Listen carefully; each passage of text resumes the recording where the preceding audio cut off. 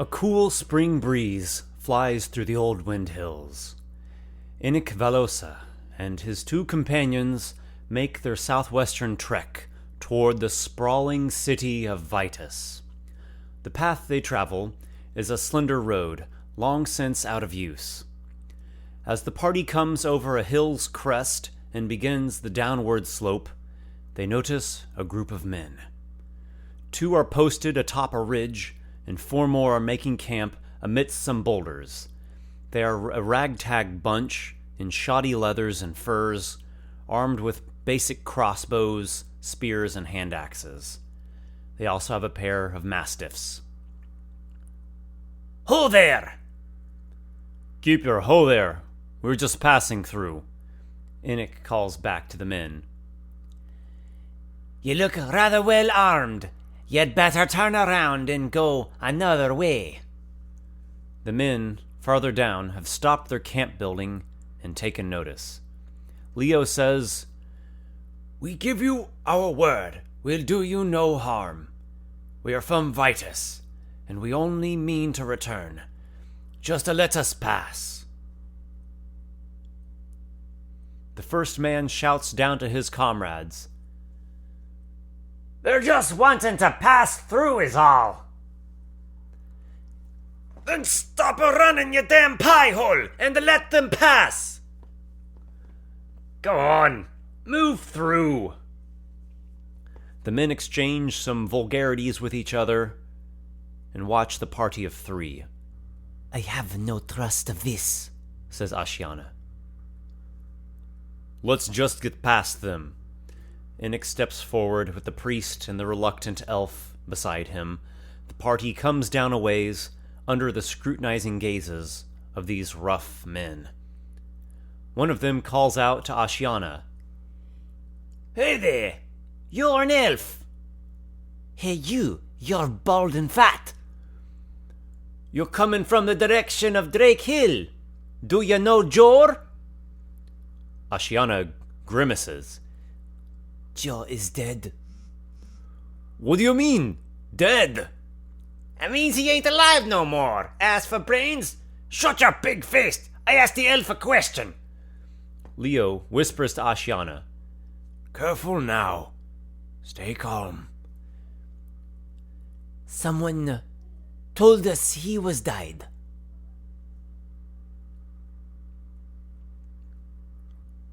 You're gonna have to do better than that, Forestling. The man produces his crossbow and a bolt. Tell us what you know. Ashiana draws her bow and an arrow. Oh, you fellows are gonna have to get your answers elsewhere. We're not here to talk. As Inic goes to take another step, the men brandish weapons. Wait, just now. One of the men shouts to the 2 atop the ridge. They said Jor is dead! Dead? What do you mean, dead? Leo tells the first bluff that comes to mind. The holdfast at Drake Hill is starting to fall apart. Jor died when a walkway collapsed. That is all we know. Now, we shall be on our way. Yeah, father shits, that's terrible news. Let 'em go. I'm hungry, and so's them dogs. The 3 travelers resume walking. They are passing by the men when one of them gives Ashiana a taunt. I'd wager she knows more than she's saying. Bet she's Jor's little whore. Why don't you stay with us for a little while, Wildcat? A couple of the other men snort with laughter. I've never had me some forest flower. Ashiana mutters something in the tongue of the forest. What'd you say? She said she's gonna come sharpen your spear. I say, I will cut your face just like Jor's. She said she killed Jor. What? She killed him? I didn't hear. What did she say? What did you say? Huh? Tell me, what did you say? I'll swear. That's what she said. She said she killed Jor. Ah, bugger all this. Let's take him. Leo sees that he and his allies are in a bad spot, and does what he can to stall them in as they grab their weapons. No, you heard wrongly. She doesn't speak Palagotian well. You must listen. Listen, please. The cleric does all he can to delay the hill brigands. He buys his party enough time to position themselves.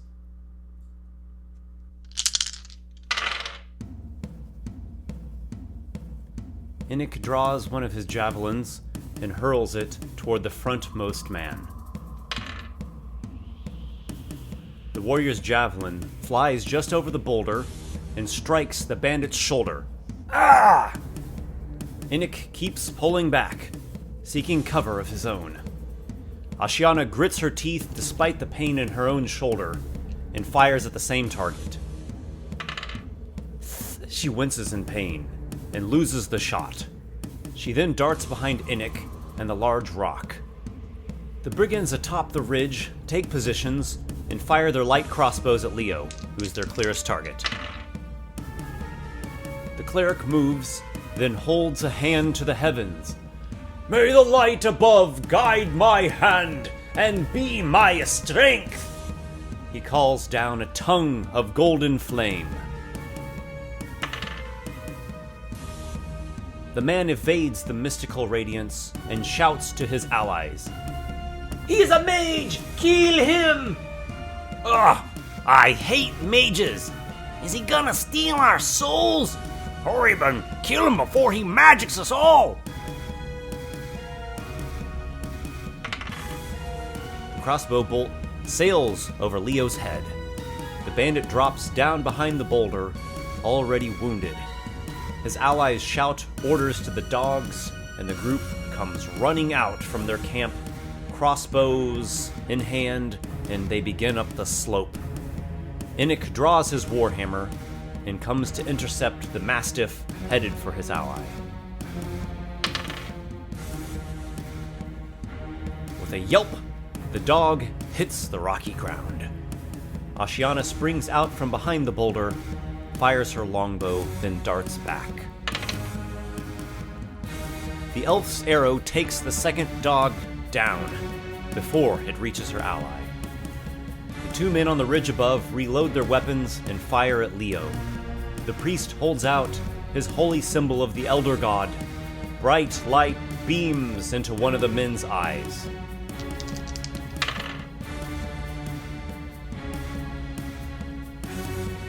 They then position themselves back, out of sight. Leo desperately needs greater protection.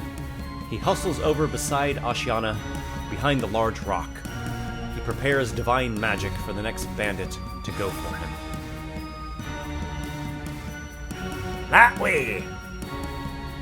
Two of the men go forward and fire their crossbows, while the wounded one farther behind climbs atop a boulder to fire his as well. Leo calls down his sacred radiance. Overwhelmed by the mystical flame, the bandit collapses. His comrades shout in terror and rage.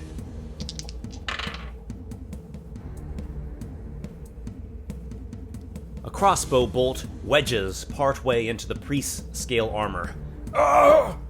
He is getting quite worn down. The final brigand discards his crossbow and approaches, brandishing a hand axe. From Leo's holy talisman comes a gleam of bright light. Enoch throws himself against the axe-wielding marauder, trying to force him over the edge of the hill scarp.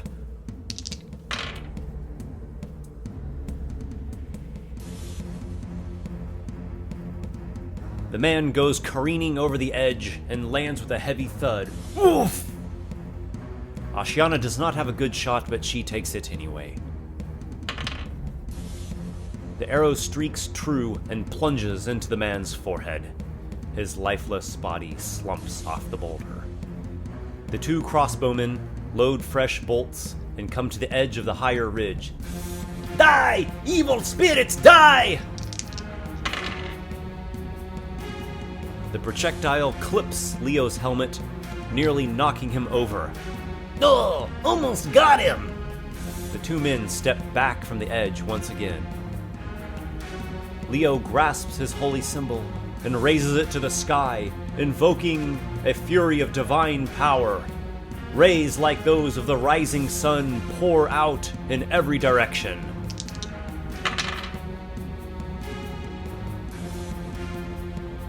The two bandits shriek as the holy smite overtakes them. The man at the bottom of the escarpment goes limp, while the one on the slope collapses, his skin and hair bleached pure white. Enoch holsters his warhammer and jogs over to the hill cliff. The warrior ascends up the steep face of rock, dirt, and grass. "You are next, outlaw scum!" Enoch summons all the personal drive he can muster. He draws his warhammer and swings at the brigand.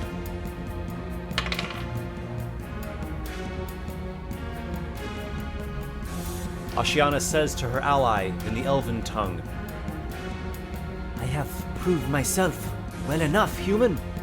Now stay down and try not to die. She pulls herself up onto the boulder in spite of her aching limb and takes the best shot she can. The elf's arrow drives into the chest of the crossbowman. His ally bolts in a panic, flying as fast he can along the hillside. "Flee, you dog!" Is it over? Yes, except for one. The ranger draws an arrow and takes careful aim. Let him go, Ashiana. But he nearly killed you. That is true. Kill him.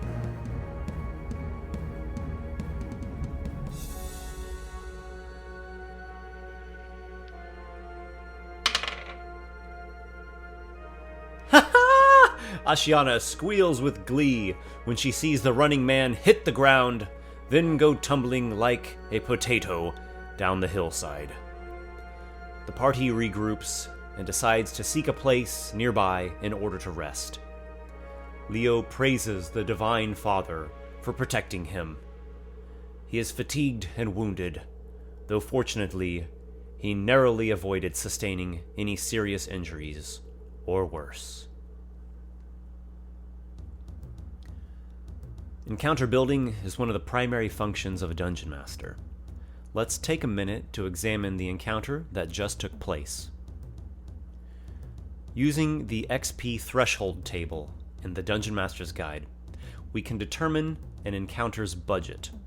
In our case, we have a party of 3 third-level characters, so the total XP value of all the enemies combined in the encounter would be the following: 225 XP for an easy encounter, 450 XP for a medium encounter, 775 XP for a hard encounter, and 1200 XP for a deadly encounter. I want something around medium difficulty, so I'm looking to spend 450 XP or a bit more. Each individual monster has a challenge rating and an XP value. The challenge indicates to what level of party this monster could pose a moderate challenge. Thus, a challenge 3 monster could reasonably challenge a third level party. Now, you may often want to use multiple monsters or enemy NPCs in a single encounter. To do so requires an additional step: encounter multipliers. Just find the encounter multipliers table near the XP threshold table. At first, this may feel a bit complicated, but once you do it a couple times, it will be no big deal. The concept is this: the more enemies involved in an encounter, the more dangerous they become, simply due to their volume of numbers. Just going by their base XP values alone can be misleading. As such, a DM will reference the encounter multipliers in order to more accurately gauge the real threat the monsters will pose. Keep in mind, these multipliers do not award additional XP. They are only used to properly assess the in-game challenge of a group of monsters. So for the encounter we just saw, we had 6 bandits and 2 mastiffs. Each of these monsters are worth 25 experience points apiece, so it gives us a total XP of 200. The encounter multiplier is 2.5 because we had 8 enemies total. So, even though our encounter is worth 200 XP, we value its difficulty level based upon 500 XP, which brings us to the medium difficulty we were shooting for. Also, make sure to take note of the section concerning party size, as smaller and larger parties of characters affect how you reference the encounter multiplier table. Now, none of this is an exact science, but these guidelines will help you tremendously as a DM. Once you get a little practice with encounter building, it will start coming to you smoothly. The terrain found in hills and mountains share some common features, with the main difference being that the peaks and ridges of mountains are much higher and rugged. Elevation is the most prominent feature in hills and mountains. There are slopes, cliffs, crevices, and areas where the ground rises higher. Remember that slopes, like stairs, are difficult terrain. As well, falling deals 1d6 points of bludgeoning damage per 10 feet. Some other guidelines I use are: a character may move at full speed down a slope with a successful DC 10 acrobatics check. Failure means the character almost stumbles and he only moves 5 feet total. Failure by 5 or more means the character moves 5 feet, then tumbles over and falls prone. If a character falls more than 10 feet and he is within arm's reach of a surface, he can attempt a strength athletics check to catch himself. The DC equals the surface's climb DC plus 5. Here are some climb DC guidelines that I go by.